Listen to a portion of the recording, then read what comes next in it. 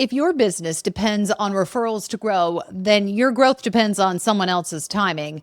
And that is often one of the most subtle ceilings I see interior designers hit. Welcome back to Success by Design. I'm Katie Decker-Erickson, your host, and I'm thrilled to be with you today because we're talking about something that feels really good, but it's quietly limiting you. And that is referrals.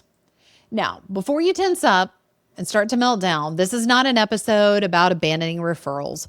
Referrals are beautiful. They often feel like the highest compliment we can get as designers. They are earned and they are proof that your work matters. And I don't want to take anything away from that today. I don't know about you, but when I get a referral, I get the warm, fuzzy feeling on the inside, right? Someone likes what I created enough that they wanted to send someone else my way. But I want to be really clear here. Referrals are not a growth strategy when it comes to your business. And if you want to scale beyond where you are right now, the next few minutes are going to deeply matter in getting you where you want to go. So let's talk about it. There's a scenario that most designers live in. In fact, I just talked to one on a 15-minute problem-solving strategy call this morning. And here's what I see all the time. You're doing great work. Your projects are photographing beautifully, and your clients are happy. And consequently, they're telling their friends. Everything looks great. They're mentioning you in meetings, and your name carries weight in your community. And those inquiries, they are coming in. And when they do, they're often strong, they're warm, they're pre-qualified, and you're feeling very grateful. But I want to talk about the dark side that no one really talks about when it comes to them. See, you cannot predict when those inquiries are going to actually land, especially in the economic environment we're finding ourselves in now. And you can't control how many are actually going to show up in a quarter when you're doing your financial projections. And you cannot decide that next month needs to be a growth month and then turn the dial up on those referrals. Basically, you're at the mercy of someone else's timing.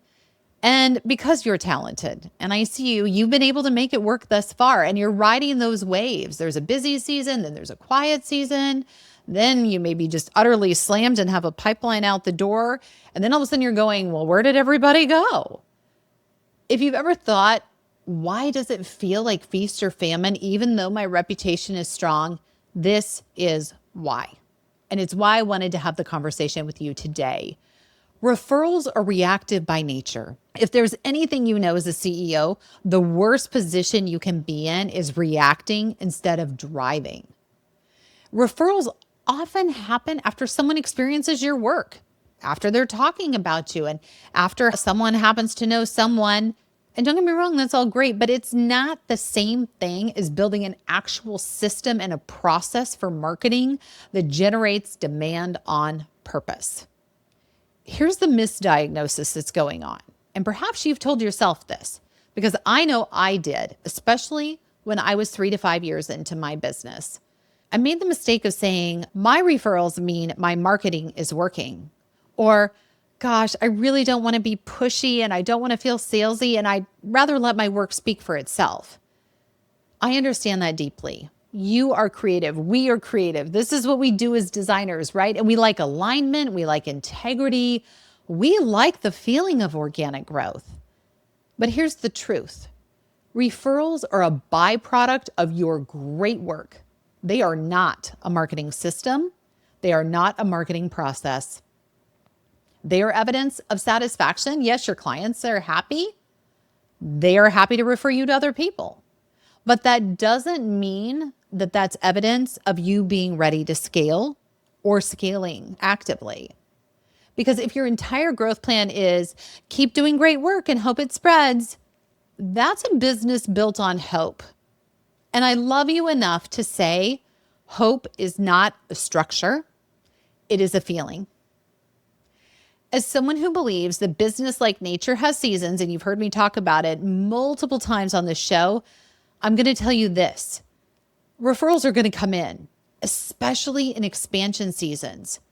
But when your life contracts, when your availability shifts, when your market changes, when tariffs come down the pipeline, or economics are uncertain, I'm going to be really honest with you.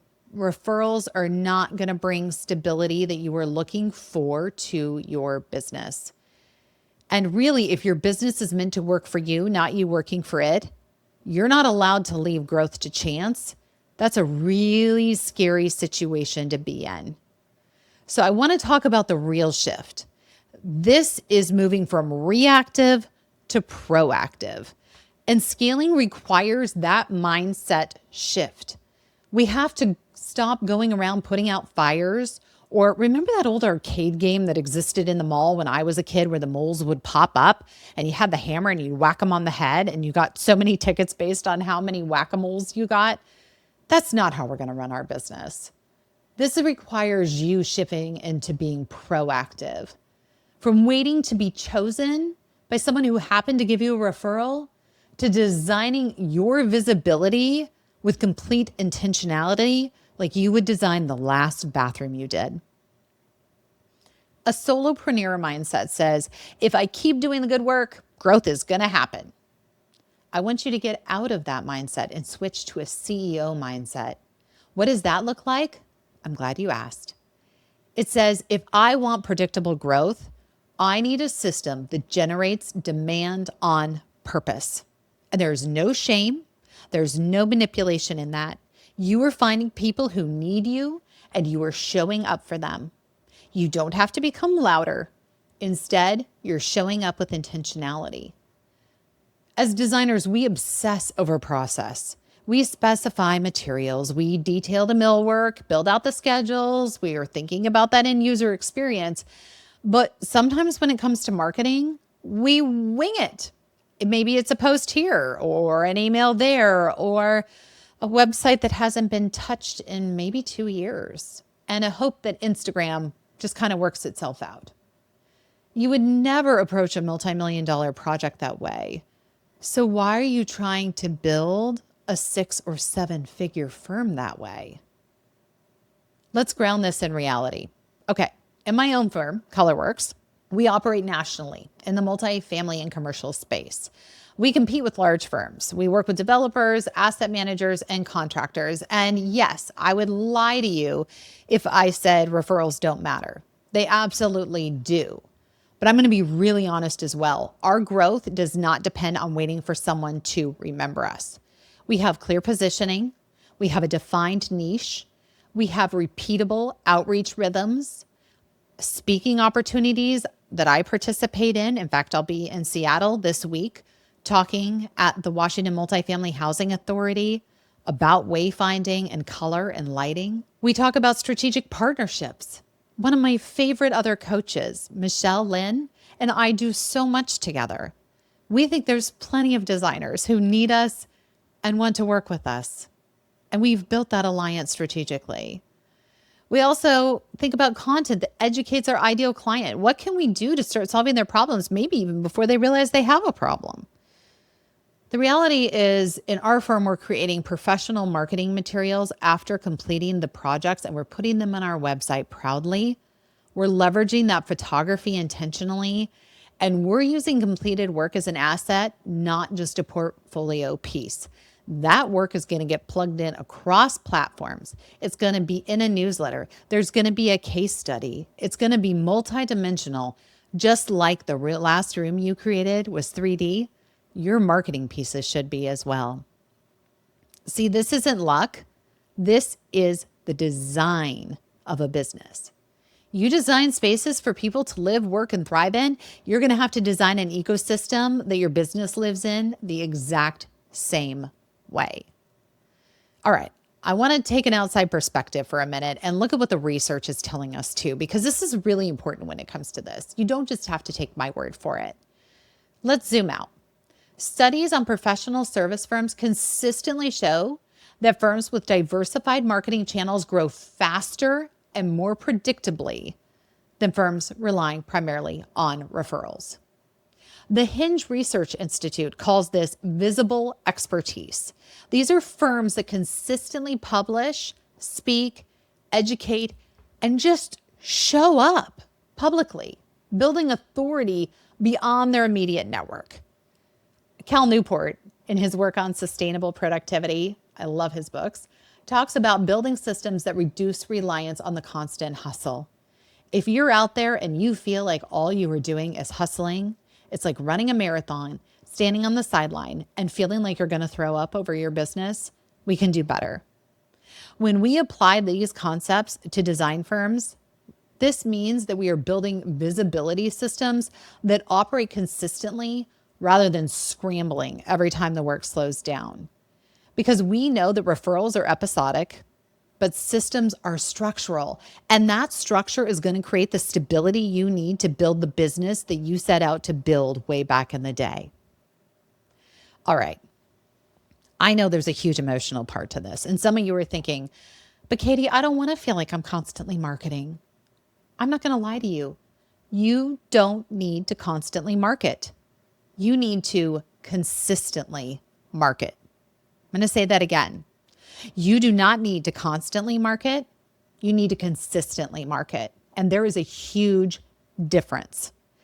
If you're constantly marketing, it feels frantic, whereas consistent marketing feels calm. This might mean one weekly email that maybe teaches something really valuable to your target market. Maybe it's one strategic partnership that you're nurturing monthly with intentionality.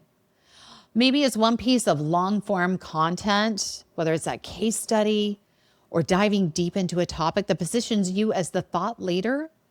Maybe it's getting out of your comfort zone and doing a speaking engagement, just one a quarter. Or maybe it's a clearly defined client journey on your website. Notice the level of intentionality in each one of those. It doesn't feel frantic. It feels strategic. Because this is not about pushy. It is generous and it is true leadership. All right, I want to pause here and ask you something.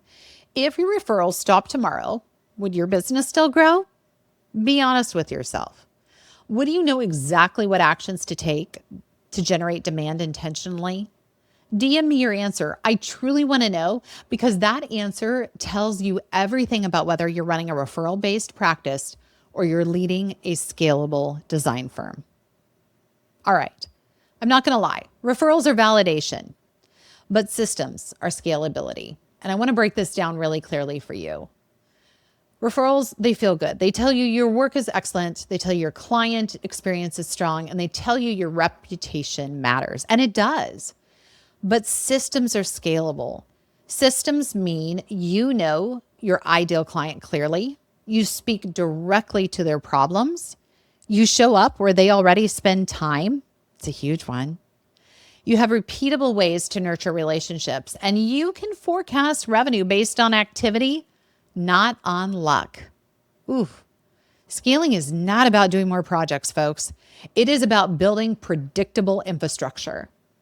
In almost every coaching conversation I have with designers, when we dig into revenue volatility, the issue here is not talent. It's the absence of intentional demand generation. You cannot scale what you cannot predict. That takes us to the CEO lens of this episode.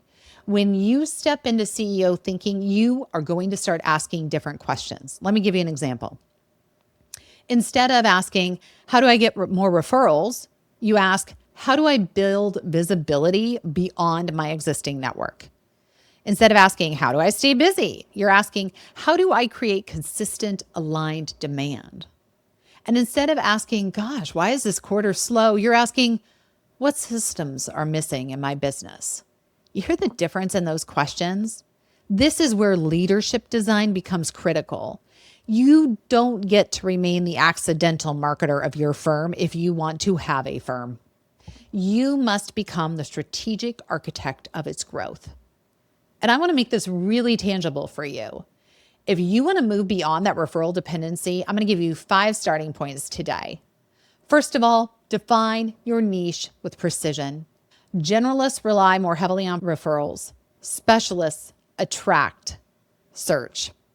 Think about who is your end user, who is your target market. In fact, I have a great resource that I will put in the show notes that helps you clearly delineate who is your target market, what are their needs, what are their wants, and how do you meet them. Second of all, I want you to clarify your core message. What problems do you solve better than anyone else? Not what services you offer and what's in your portfolio. No, what problem do you solve? And here's an insider secret. I can want a beautiful room, but I am willing to pay more if someone is actively solving a problem for me. All right, number 3, I want you to build one owned platform. What do I mean by that? I want you to own one platform in your marketing, whether it's your email list, maybe it's a blog. This is something you control. Social media is rented land. I want you to think about building something that is not on rented land. I want you to think of one thing you can do that is your platform where you control it. Number 4, I want you to create a quarterly visibility rhythm.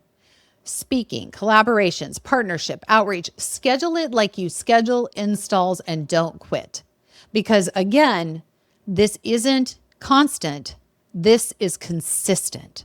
It doesn't have to eat up a lot of your time. It has to be done repeatedly and intentionally. And number 5, I want you to track leading indicators, not just revenue. And if you're like, what are those? Help. Conversations started, proposals sent, content published, partnerships initiated. Those are leading indicators that lead you to future business. Because when you start tracking those inputs, your revenue is going to become more predictable. When you're only tracking your revenue, everything feels reactive. This is why I often describe business scaling like an accordion. There are seasons of expansion and seasons of contraction. And in my 20s, my business expanded. In my 30s, I married and focused on raising my kiddos, and it contracted. And my youngest, when she went off to school full time, that was the year we grew insanely. But here's the key in all of that and the reason why I share it. Even in the contraction seasons, we had structure, we had intentionality, and I was not stressed out because I was choosing that contraction. I was still driving as the CEO. And structure is what allows you to expand without chaos. If you're listening to this and your business is entirely referral driven, expansion can kind of feel like drowning. Because when the work floods in, it's like drinking out of a fire hydrant and you have no predictive control. If your business has systems, expansion feels strategic.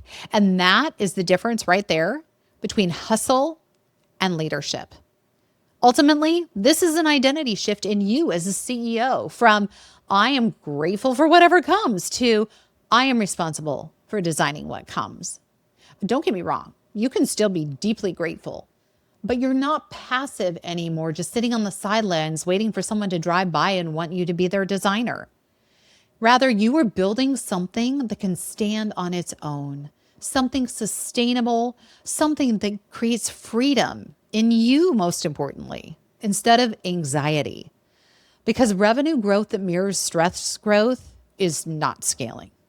Stability is scaling. If you want to grow beyond what your network naturally produces, your marketing is going to have to become intentional and repeatable, not occasional and reactive.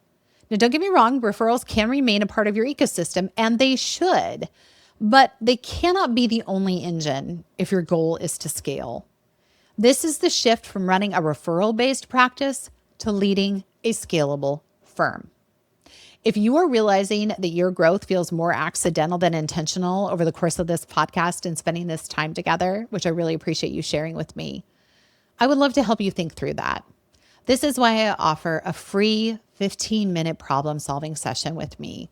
We get to look at where your growth is currently coming from, identify the bottlenecks that exist, and map one clear next step toward predictable demand. Head over to fixmydesignbiz.com.